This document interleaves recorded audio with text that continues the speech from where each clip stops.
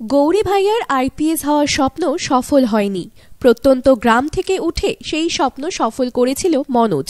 সিনেমার সেই গল্পকে হার মানিয়ে ইউপিএসসি জিও সায়েন্টিস্ট পরীক্ষায় সারা দেশে সপ্তম হলেন জঙ্গলমহলের যুবক পার্থ। বাবা শিখিয়েছিলেন একটা ব্যর্থতা আগামী সফলতার পথ তৈরি করে দেয়। তার বেদবাক্য আর অদম্য ইচ্ছাশক্তি এনে দিল সফলতা। গৌরী ভাইয়া 4 বারের চেষ্টাতেও ব্যর্থ হয়েছিল আইপিএস হওয়ার স্বপ্ন। যদিও চতুর্থবারের চেষ্টায় গৌরী ভাইয়ার স্বপ্ন পূরণ করেছিল মনোজ। বিধু বিনোদ চোপড়ার সিনেমা 12th ফেলের এই গল্পে মনোজের লড়াইকেও হার মানাতে পারেন বর্তমানে বাঁকুড়ার সারেঙ্গা ব্লকের বাসিন্দা পার্থ করণের লড়াই। পার্থ সারেঙ্গা থেকে ইউপিএসসি জিও সায়েন্টিস্ট পরীক্ষায় সারা দেশে সপ্তম স্থান দখল করার রাস্তাটা ছিল বেশ শক্ত। পার্থর কথায় কঠিন হলেও কিছুই অসম্ভব নয়। পার্থর বাবা বর্তমানে অবসরপ্রাপ্ত প্রাথমিক শিক্ষক। শিখিয়েছিলেন একটা ব্যর্থতা আগামী সফলতার পথ তৈরি করে দেয়। বলেছিলেন পিছন ফিরে না দেখে এগিয়ে চলো। থামেননি সারেঙ্গার বাসিন্দা Partha Karan. Raipur block in some day or some form তো মানে ফেরত আসবেই তোমার কাছে। নলেজ কোনোদিন বেকার যাবে না। তো সেই নলেজ নেওয়ার জন্য আমার একটা মোটিভেশন ছিল যে আমি ঠিক আছে, পড়াশোনা হোক কিছু নাই হোক আমি কন্টিনিউ করে যাব, এবং সেটা যদি না আসে, যদি আমি সাকসেস না পাই, আমি টিচিং এর মাধ্যমে বা কিছুর মাধ্যমে আমি এই লাইনের মধ্যেই থাকবো, আমি একটু ডিসাইড করে নিয়েছিলাম। তো এটা আমাকে মোটিভেশন দিত আর কি। পার্থর বাবা বর্তমানে অবসরপ্রাপ্ত প্রাথমিক শিক্ষক। শিখিয়েছিলেন একটা ব্যর্থতা আগামী সফলতার পথ তৈরি করে দেয়। বলেছিলেন পিছন ফিরে না দেখে এগিয়ে চলো। থামেননি সারেঙ্গার বাসিন্দা পার্থ করণ।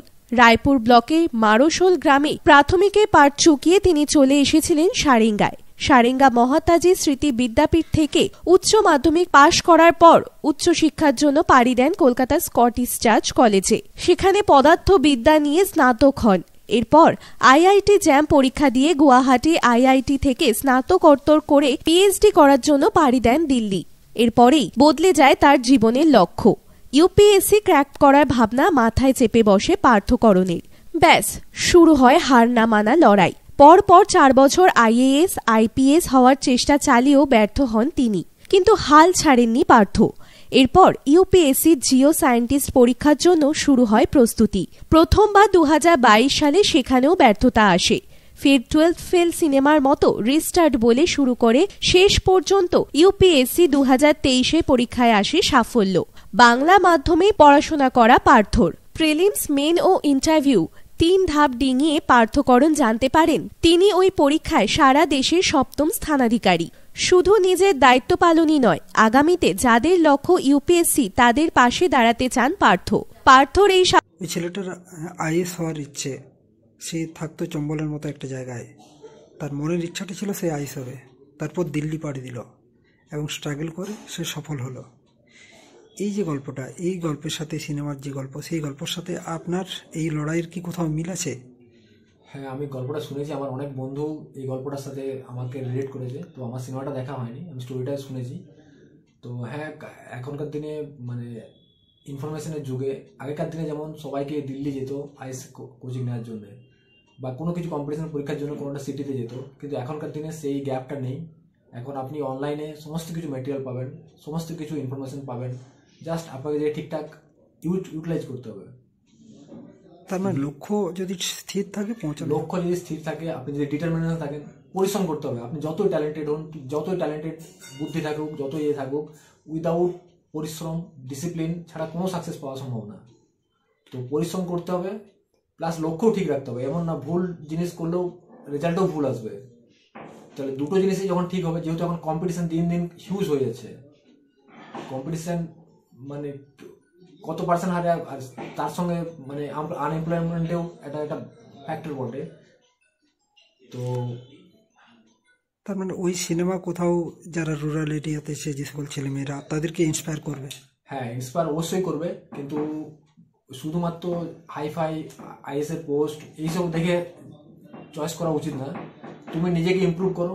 আইএস এর লেভেলে যে লেভেলের নলেজ অর্জন করেছে একজন যিনি পান আর কি, সেই লেভেলের অর্জন করার চেষ্টা করো, এবং অর্জন করতে করতে যদি ইন্টারেস্ট লাগে তাহলে অবশ্যই ট্রাই করো। আইএস ট্রাই করো, মেডিকেল ট্রাই করো, ইঞ্জিনিয়ারিং ট্রাই করো। যে কোনো ক্যারিয়ারে খারাপ না, তবে তোমাকে সেটা বুঝতে হবে যে কোন লাইনটা তুমি যেতে পারবে আর কোন লাইনটা তোমার ইন্টারেস্ট হচ্ছে।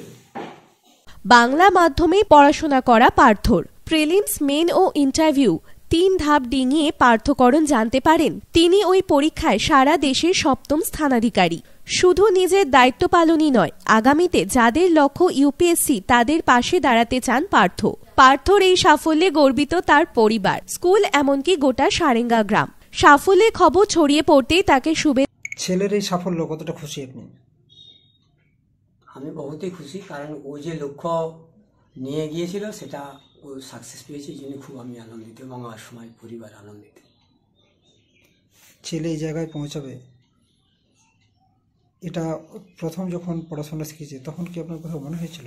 আমার সবসময় ইচ্ছা ছিল তুমি উচ্চ শিক্ষায় শিক্ষিত হও, সেই কারণে আমি কলকাতাতে কটেজ চার্চে ভর্তি করেছিলাম। জ্যাম দিয়ে ও এমএসসি করেছে গুয়াহাটিতে, এবং ওখান থেকে আমি বলেছিলাম যে পিএইচডি তুমি কমপ্লিট করো। যাক, ও পিএইচডির জন্যে গেছিলো, ওখান থেকে আবার ওই আইএসএ বন্ধুবান্ধবদের কথায় ওই আইএস কোচিং নিয়েছে, এবং সেটা ফেলিওর হওয়ার পরে আবার এই যে এজি অফিসে ও ভারতের 7ম স্থান অধিকার করেছে। এটাই আমার আনন্দ এবং গর্বের বিষয়। যখন আইএসএ ফেলিয়ার হলো তখন কি বার্তা দিয়েছিলেন? আমি সবসময় উৎসাহ দিতাম, failure is the pillar of success. একটা যদি তুমি ফেলিওর হয়, পরবর্তী স্টেপ তোমাকে সাকসেস আনবেই। পরিবার, স্কুল, এমনকি গোটা সারেঙ্গা গ্রাম। সাফল্যের খবর ছড়িয়ে পড়তেই তাকে শুভেচ্ছা জানাতে হাজির হচ্ছেন তার শিক্ষক শিক্ষিকা থেকে পাড়া প্রতিবেশীরা। টিম গ্রাম বাংলার পক্ষ আমাদের বিদ্যালয়ের ক্ষেত্রে এবং এলাকাবাসীর ক্ষেত্রে অত্যন্ত গর্বের বিষয়। আমি প্রধান শিক্ষক হিসাবে শুভেচ্ছা জানাচ্ছি, আগামী দিনে যেন আরও উচ্চতায় যায়, আরও সুনাম বৃদ্ধি করে, এলাকাবাসীর গর্ব বৃদ্ধি করে। পাড়া প্রতিবেশীরা। টিম গ্রাম বাংলার পক্ষ থেকে রইল শুভেচ্ছা।